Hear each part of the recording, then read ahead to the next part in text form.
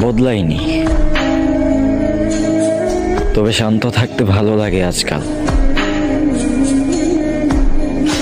বিরক্ত করার ইচ্ছে নেই এখন আর। যার যেভাবে ভালো লাগে